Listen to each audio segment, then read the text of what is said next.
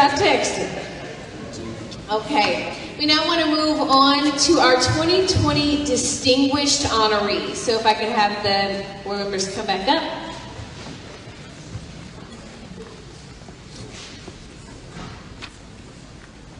And it is our pleasure to present the Community Leadership Award to City of Manor Mayor Dr. Larry Wallace Jr.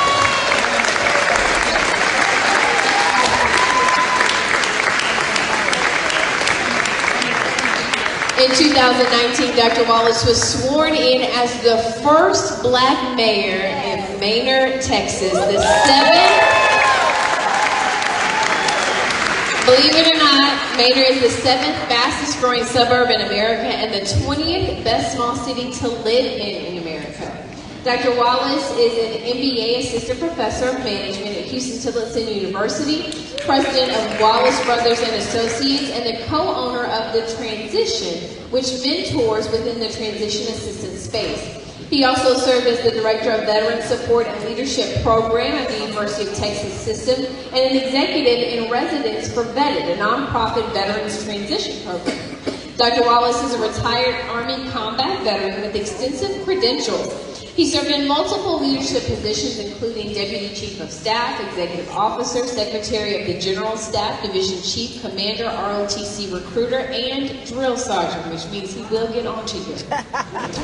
Dr. Wallace serves in leadership and advisory positions for a multitude of entities, including the Texas Veterans Commission of Travis County, National Association of Healthcare Senior Executives, Central Health, Greek Life, the National Panhellenic Council, Alpha Phi Alpha Fraternity Incorporated.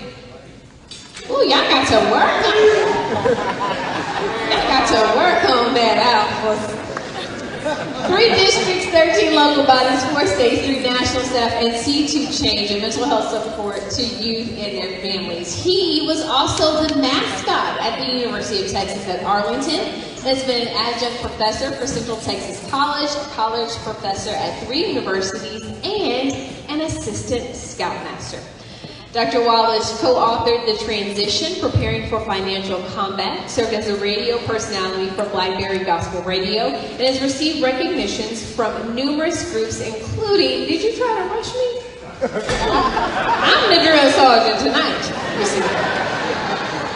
As I was saying, he received numerous recognitions from groups including the Austin Under 40 Achievements in Black Austin, Golden International Honor Society, Delta Mu Delta International Honor Society, and more than 40 other awards.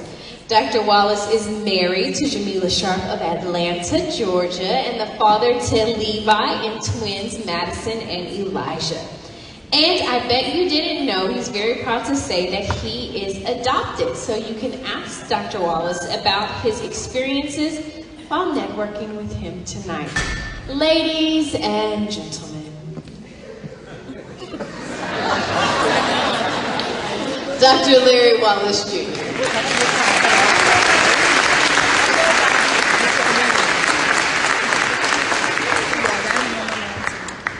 All right. It is an honor and a privilege to be here and to receive this recognition. When I got here, I retired June 2017 from the U.S. Army. One of the first people I met was Michael Lofton. And since then, we have been collaborating, discussing on a numerous amount of things regarding African Americans and other minorities. And if you didn't know, and I hope I don't steal anybody's thunder here, that they were doing a study, were requested to do a study by the St. David's Foundation on ages 0 to 5 youth and how them not receiving the proper education, support, and training hinders them when they become teenagers. And is also one of the systemic issues resulting in some of the issues that we have now with incarceration and the inability to be able to attain jobs that help with meeting lifestyle needs. Now, they published a summary and they published the actual version of it. And if you didn't read, I'm about to tell you some things that were in there.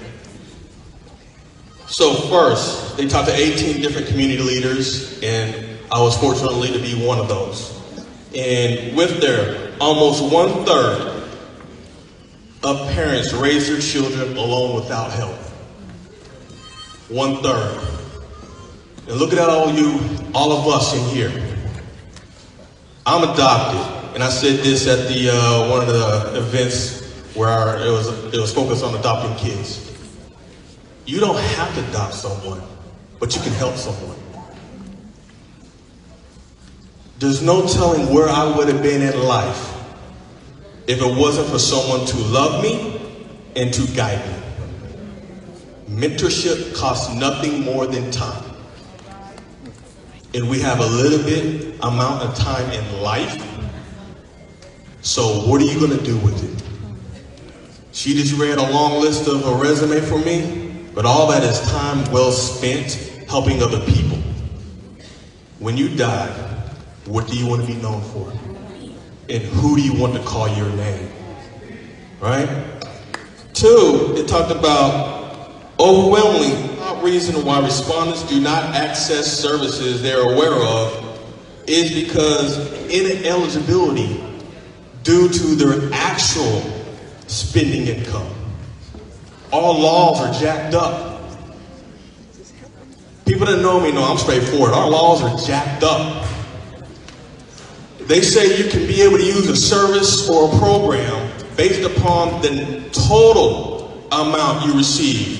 But we all know we got bills we got to pay first.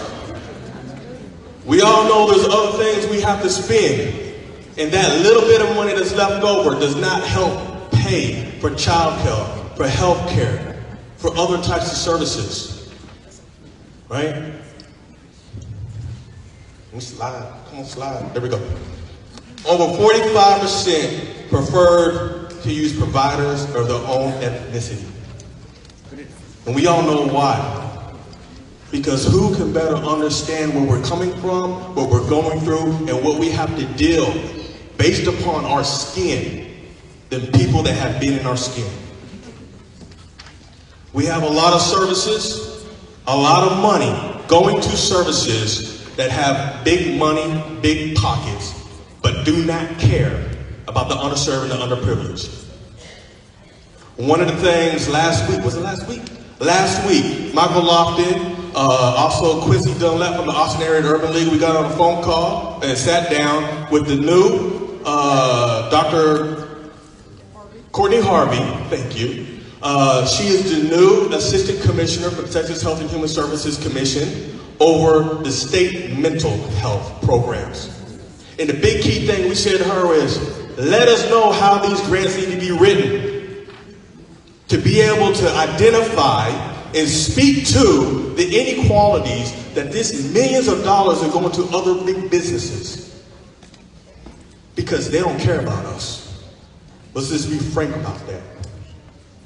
And then lastly, 130 respondents stated that they are unaware of any excellent and effective services that can meet their needs.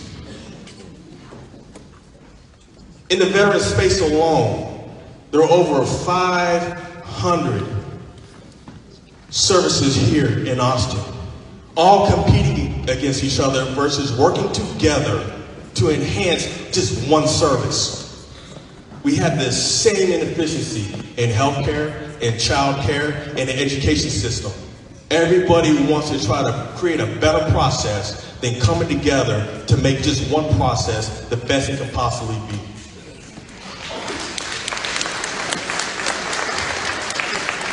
So I'll say this in closing. I know I went over my 3 minutes, but oh well. Is Michael Lofton and the Harvest Foundation are seriously looking into all these things. That's why most of us are here right now, more than just because of the relationship and the friendships, but because he has no ill will, no hard issues, being able to shoot an email to Senator Kirk Watson, to Congressman Lloyd Doggett, or to any one of us to say we're not doing our job. And when he sees money going somewhere it should not be going, he's calling us, bringing us in to get together. I will tell you this, the city of Maynard is 70% actual minority. Caucasians are 33% minority in my city. Everybody's a minority in my city. I have an obligation to take care of my city, but but as a half Hispanic, half African American, and military individual, veteran, I have a responsibility to make sure Travis County receives the support and services it needs. And I will be here anytime you need me. Just call me. And Dad, I'm catching up. I'm catching up.